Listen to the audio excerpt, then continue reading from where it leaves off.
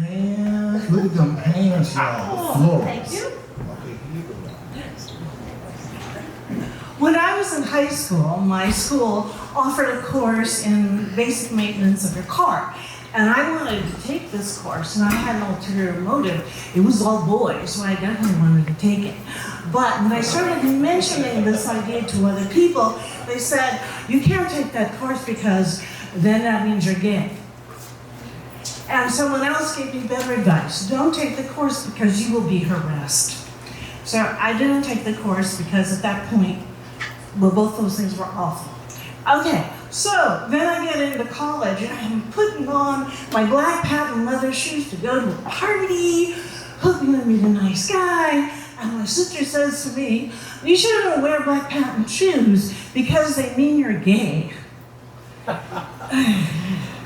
So, let's see, what's number 3? Oh yes, I remember. My father came home one night to, my father always criticized us a lot, and at that time, like, oh, it was really awful how he was always going after my brother.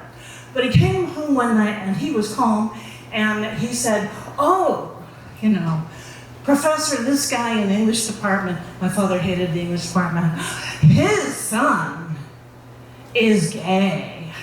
One of those real extreme types, wears dresses. Ross isn't like that. Ross is straight. And my father was very happy and proud. So for months, there was no friction between my father and my brother. So, one day my father comes home again and he's freaking out because at the theater where he was a professor of theater, the blue hairs, those were women whose hair had turned white and they were dyeing it blue. And we called them the blue hairs. They would fill all the matinees, but they also gave donations. Well, if you're in the theater, you know that gay people are a fact of life. And so the gay students would like to make out in the parking lot of the theater. And of course, when they came in, they'd like to hold hands and they'd like to kiss. And the blue hairs were parking there, and they were freaking out. So it was getting to my father that they were not going to donate any more money because of this behavior. So my father came home really freaked out, and he was going to call all the gay students in, and he was going to take their heads off. And my mother said, you will not. You are going to serve champagne, ice cream, and cookies.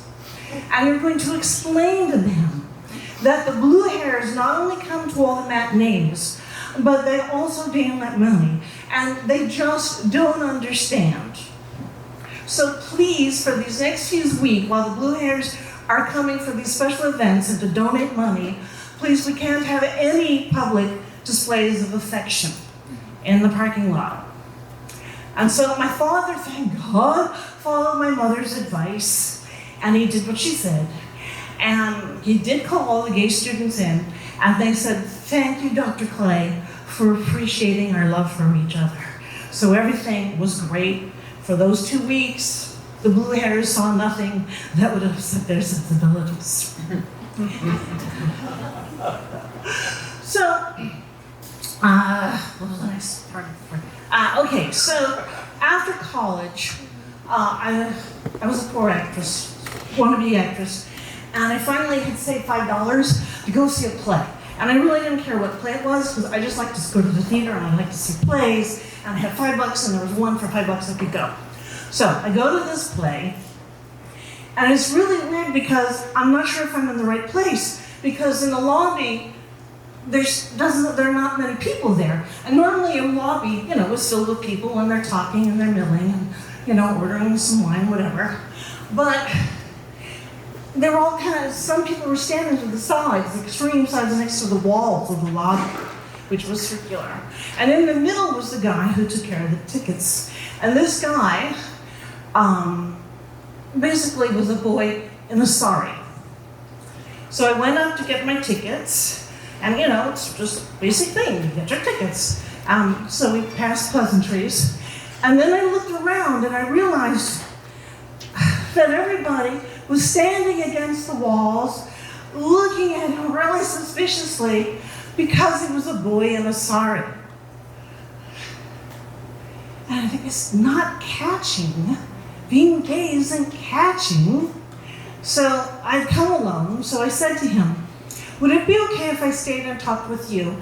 Because I didn't have anybody to come with me to see this show. And so he said, sure, and he looked very happy. And so he and I had a lovely conversation until the play began. So when I went to graduate school, I lived with these three bitches. They were bitches. And I had to move out. And so one of the guys in my theater program said, well, you know, we have a room in our house that's available. I said, great. So I went, and these were gay guys. So I moved in with them, but I was told, don't move in with them because you will be called a fag hag. But I moved in anyway. So I just finished to say, no, being gay isn't catching, but that boy in the sari had courage. And I think that, I hope, is what's catching, and I hope that I continue to catch it.